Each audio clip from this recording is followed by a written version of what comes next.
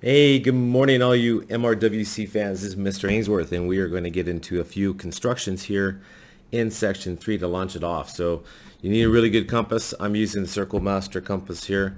Again, you can pick these up at the library at school, so go ahead and do that. These are the most precise compasses I think they make. So go ahead in there. You can even put a mechanical pencil in there, or you can even put color pens in there to, make your constructions colorful. All right, so let's get started here. Make sure that the pencil and the tip of the pencil and the pointer is adjusted properly here.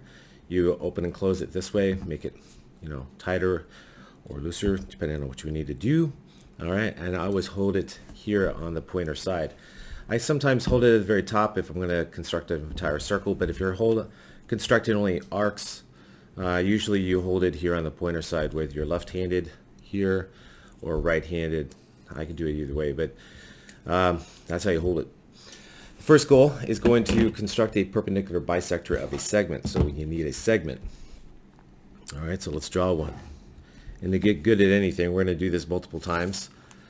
So make sure you practice multiple times. And this is a video, so go ahead and pause and play. Watch first, and then pause it, and then try it. Okay, so here we go. So you start off with a segment, AB. All right, and our goal is to construct a perpendicular bisector to it. Now, bisector divides a segment into two equal parts. So bi means two, sect means cut. So bisect means to cut into two equal parts. Okay, that's basically what it means. All right, so cut or divide into two equal parts. And do this on blank paper, by the way, okay? You don't want lines on your paper. Don't use graph paper or regular paper. It's too distracting. All right, so the key on this one, it's very, very simple, is that you're going to construct two arcs of equal radius. So construct two arcs, important here, equal radius, okay? Equal radius. Now the radius, if you don't know, is the distance between the pointer and the pencil. So the distance here is called the radius between the pencil here and the pointer. The distance is called the radius. Okay, so here we go. So adjust it a little bit more than halfway of the segment. Otherwise, you're not going to intersect these guys. So that's about halfway. So construct or set a radius a little bit more than halfway. Okay, and construct, okay, an arc. Switch hands, okay, if you're ambidextrous. Okay, and notice that the two arcs intersect, right? Now you didn't have to draw the entire arcs. You could have only drawn the portion of the arcs above and below the segment. It's totally up to you. And we're going to get the red pen out here, just as we're going to highlight it here. The line that I'm drawing right now is called a perpendicular bisector. Okay. The reason why is because it divided the segment into two equal parts at point M. All right, we're going to call M a midpoint. So M is a midpoint, okay, of the segment. Call it AB. So if it's a midpoint, that means that AM is equal to MB. All right, because these two segments are congruent because a bisector cuts it into two equal parts. So this is what's called a perpendicular bisector. Perpendicular bisector. You've done this in geometry. It's one of the most important constructions there is because you can do a lot with it. All right, so what I want you to do right now is get creative here. Just draw some segments and do this like about 5 times, okay? So let's call this segment CD just for funsies here. All right, get your compass. Now, if you're not ambidextrous, then you're going to rotate your paper. Okay, so pick a radius, a little bit more than halfway.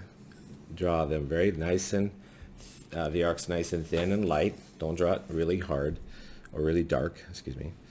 And then notice how I turn the paper because I didn't switch hands. So if you're not ambidextrous, then rotate the paper. Go ahead and put your pencil down at the 2 points of intersection, line them up properly, and make sure you're accurate, okay? Okay, and that's called a perpendicular bisector.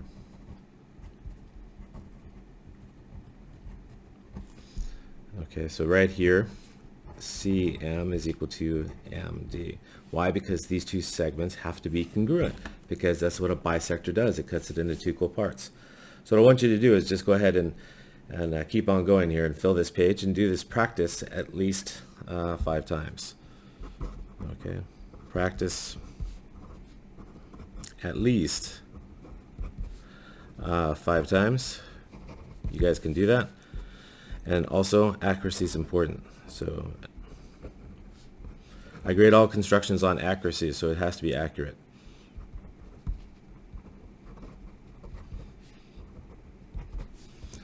Okay, the only mistake you can make is that if you change the radius on the arcs. If you do that, then it's not going to divide it into 2 equal segments. And by the way, I said perpendicular, right? So that means they form a 90-degree angle. Forgot about that. That's 90 degrees. 90 degrees. You can tell that. Like I get like yellow sticky here, and you can put it in between here. And of course, this is a square sticky, and everybody should know that the angles on the inside of the square are 90 degrees. So you can check your construction that way. Okay, so it should form a 90-degree angle there. See? Boom. So do that about 5 times. All right, goal number 2. We're going to construct a perpendicular line through a point on the line. Okay, so what we need to do, this is a little bit different now, is we're going to start off with a line. Now make sure you have space above and below the line. So start off with a line. Okay, there's your line, and let's start off with a point on the line. It doesn't matter where the point is. Okay, so this is the given line, obviously. All right, and you have a point here. Let's call it point A. Okay, we want to construct a perpendicular through A. All right, so first thing you do is you find 2 points B and C that are equidistant from A. Okay, so a couple just basic steps here. Let's see here, yeah. So step 1, so construct 2 points equidistant from A. Equidistant, okay. Equidistant from A. We're going to call them B and C. Okay, call them B and C.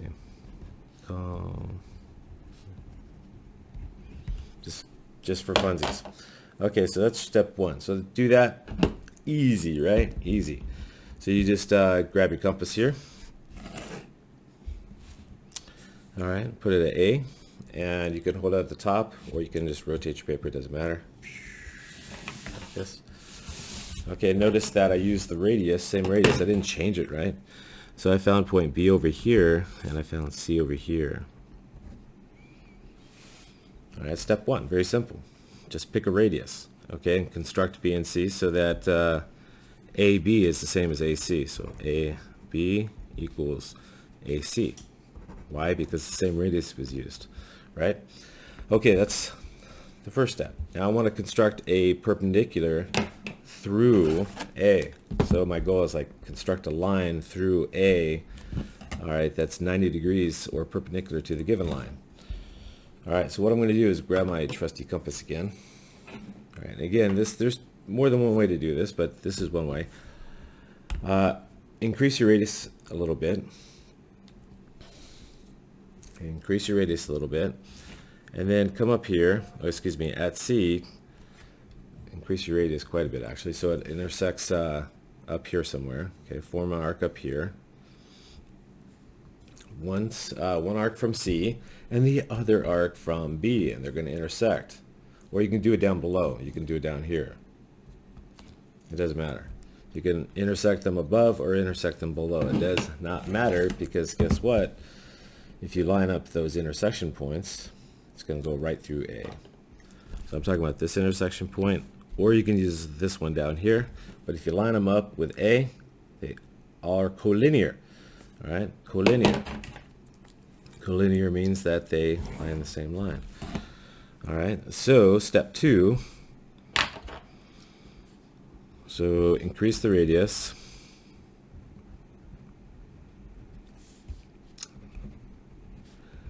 Okay, increase the radius, and then construct two arcs, one from B and one from C, either above or below the line. All right. Then construct two arcs, okay, of equal radius, whatever that is, okay, equal radius, either above or below the line, or both, okay, either above or below the line. Okay, step 3 is draw your perpendicular, obviously. The perpendicular through the intersection points, through the intersection points. Now again, this is a video, right? So pause and play. Write down your instructions so you have them here. And then of course this right here is 90 degrees. You can check it. Get a yellow sticky out, you know, and it should be 90 degrees in between. Okay, it should form a 90-degree angle. And that's how it's done. So what you want to do is get some practice. So come down here. Let's do it again. Oh, just draw another line. Put a point on the line, and then go to work. All right. So you want to construct 2 points equidistant from A. So over here, I'm just going to rotate the paper,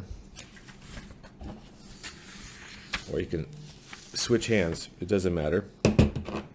So once you plot A, you got to find B and C. There's B and there's C. All right. So remember, A to B is equal to A to C because it's equidistant there. All right. Now increase the radius a little bit. I'm just going to go above. Increase the radius a little bit up here. Construct 2 arcs, one from B, one from C, just like I'm doing here. Just switch hands. It's a lot easier, so you don't have to rotate your paper. Put your pencil at A. Line it up with the other intersection point. Line them up. And there's a 90-degree angle. Okay, that's called a perpendicular through A. And then practice this. Practice this at least 5 times. So, and remember, accuracy is important. So practice at least 5 times. And get good at it. Okay, so this is a perpendicular. Let's see here. Perpendicular, right? There we go. Through a given point. That's goal number 2. All right, goal number 3. Here we go. Goal number 3 takes this technique and does something cool with it. So we're going to be switching to irrational numbers in section 3.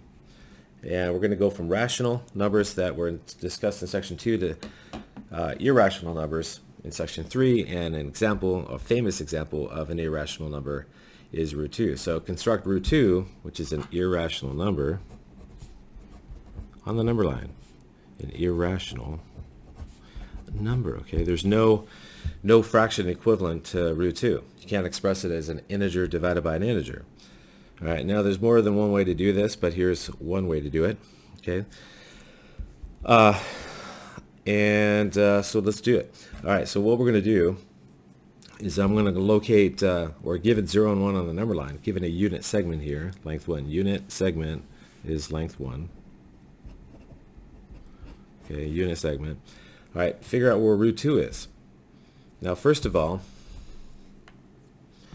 let's let's see if we have square root. Yeah, let's see here, square root of 2. So I'm going to type in 2, hit the square root button.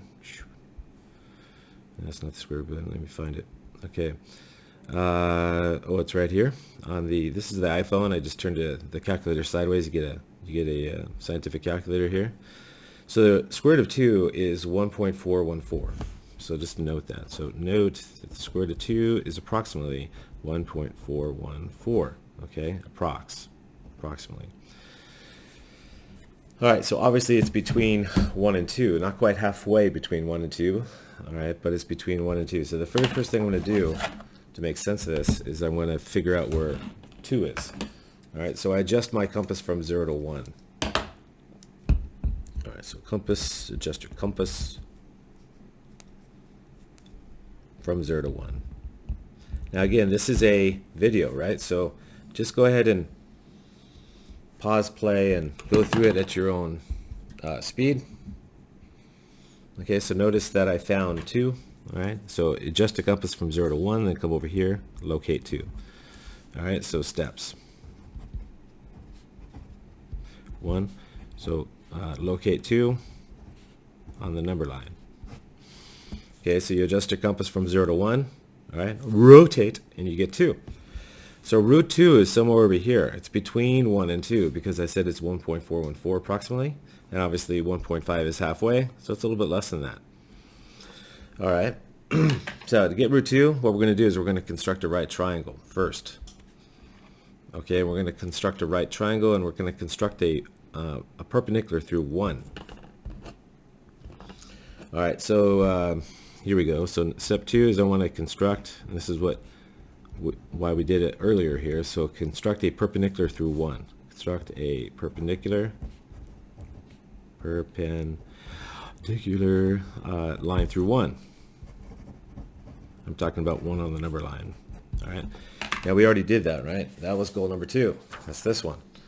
So we want to construct this line right here, perpendicular, not through A though, through 1. So here we go. So I'm going to open up my compass a little bit. I'm going to put my compass at 2. I'm going to open up the radius a little bit because I want to construct here, above here, or you can construct it below. It doesn't really matter. If you just want to make it simple, just construct it above. All right.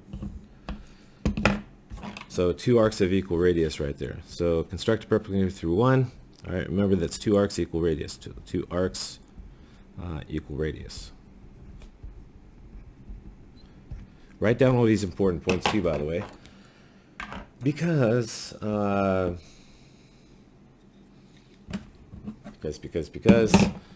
may not remember everything. All right, so here we go. So I'm going to highlight the points. So here's 1 on the number line, and here's the intersection point. So you just line them up. So put your pencil down at 1, line them up, and there's 90 degrees. So here's a right angle. There's 90 degrees. Okay, so now let's notice something here. This distance, this length right here is 1. Okay, that's 1. This distance is also 1. Okay, so if I make a right triangle here, if I connect, let's say, let's call this one A and this one B up here. All right, so in step 3, if I was going to step this out, connect A and B. I just called them A and B just so I can refer to them on the video here. Connect A and B to form a right triangle.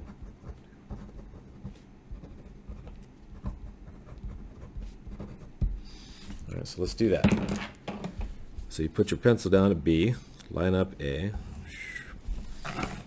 So I have this right triangle. Let me highlight it here.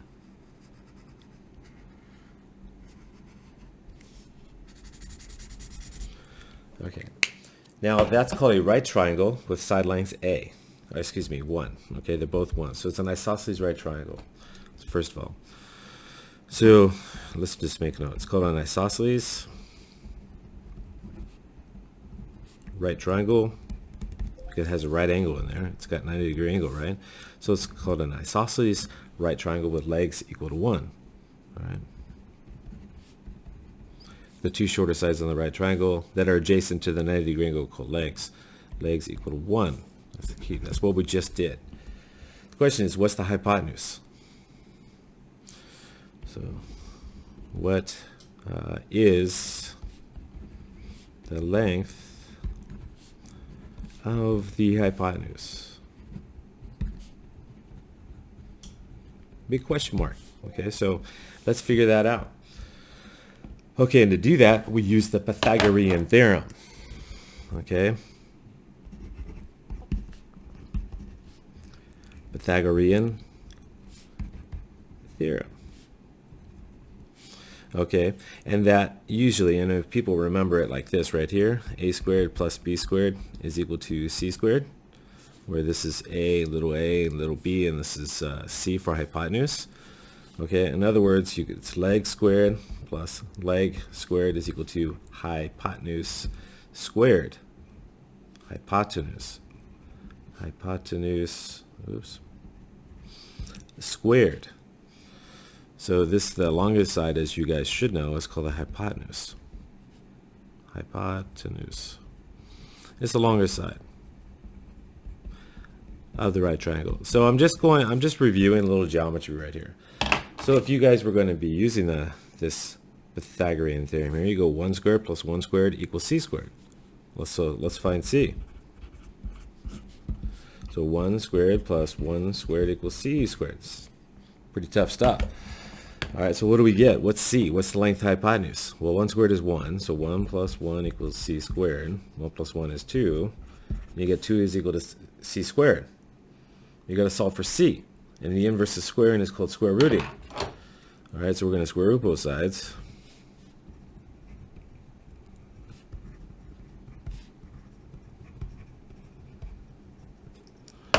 Okay, what do you get? Well, you get root 2 is equal to c. So there's your hypotenuse. Equals rad 2. So this length is rad 2. All right, and we're almost done here. So since we know that that's rad 2, or the square root of 2, we take our compass and we finish the construction. So step 4 here is adjust compass from A to B, which is length 2. So adjust compass. This is the key step, so we'll start here. Adjust the compass from A to B.